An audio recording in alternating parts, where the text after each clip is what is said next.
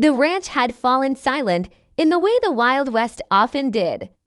Not calm or peaceful, but tense, like the land itself was waiting for something to happen. As the sun slipped down behind the dry hills, Elias Crow wiped the dust and sweat from his face, foolishly believing the hardest part of the day was finally over. The work was finished, the problem handled. The long nightmare he had been trapped in for months should have ended right there beside the old fence, but something inside him twisted when he heard the voice again, weak, faint, barely louder than the wind brushing through dead grass. "Don't, please don't do that." For a moment he convinced himself it was only guilt playing tricks on him. Guilt often sounded like the people we hurt the most, but then he saw her fingers move slow, trembling, and suddenly the world cracked open in a way no gunshot ever could. Earlier that morning the ranch had been alive with ordinary life.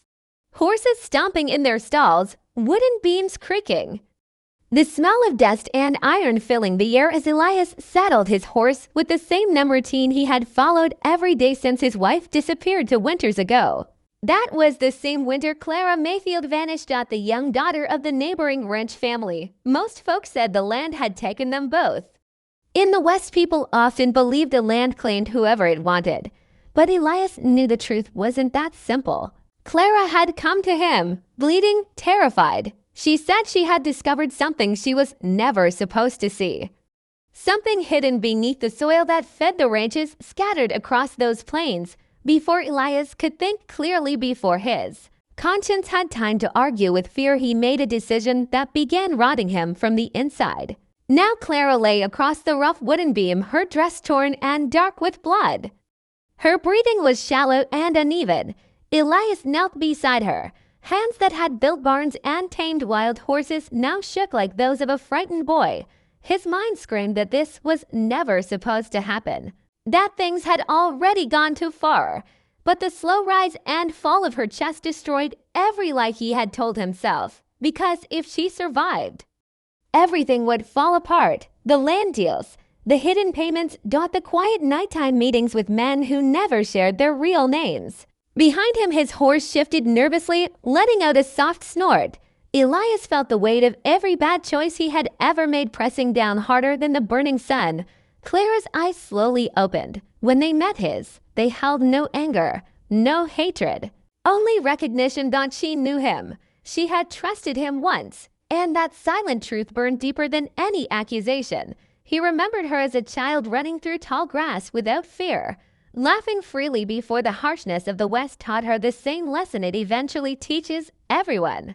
The memory tightened his throat. Her lips moved again, trying to form words, trying to stay alive. Without realizing it, Elias whispered softly, almost pleading, "Stay still."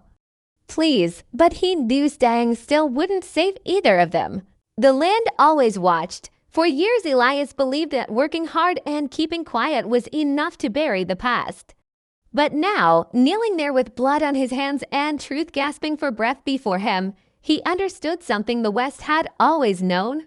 The past never disappears, it only waits. Just as Elias stood frozen between finishing what he had started and facing the consequences he feared, the whine carried a new sound across the plains.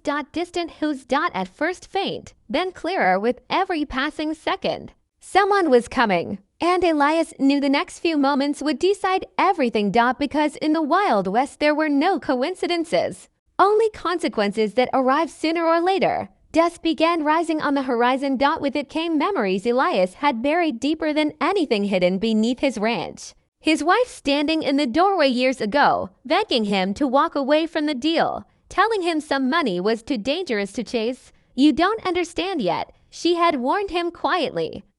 "But this land is cursed." Elias had laughed then, until one day the laughter stopped, and she vanished like smoke at sunrise. Now Clara lay before him. Another woman destroyed by secrets men were never meant to keep. When the rider finally emerged from the dust, Elias recognized him immediately. Sheriff Hollis Grant, a man whose badge had been earned honestly and whose sharp eyes rarely missed the truth. In that moment, Elias felt the cruel balance of fate. Because Hollis had once warned him to, "The West respects hard work, Crow," he had said once. "But it never forgives greed." The sheriff dismounted slowly, one hand resting near his holster while his eyes examined the scene before him. Time stretched painfully thin. Elias knew he could lie, he could invent another story, but the truth was already written in Clara's blood. And in the way his hands refused to stop shaking, Hollis knelt beside her and checked her pulse. After a moment he looked up at Elias. Disappointment filled his eyes. He didn't need to say anything. Some truths speak for themselves. Clara released a weak breath. Still alive. That single fragile sound shattered something inside Elias. Not fear.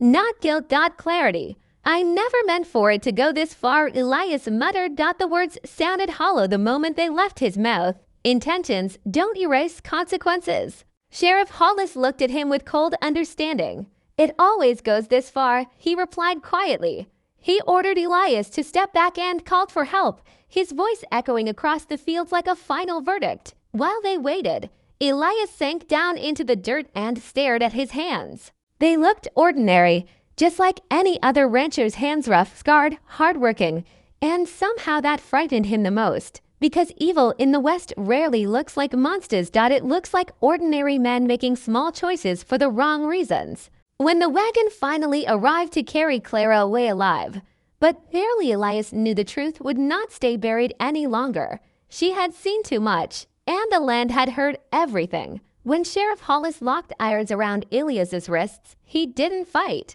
He didn't beg. He didn't even ask for mercy. Somewhere deep inside he understood something clearly now. Mercy had already been offered to him once, and he had turned it away.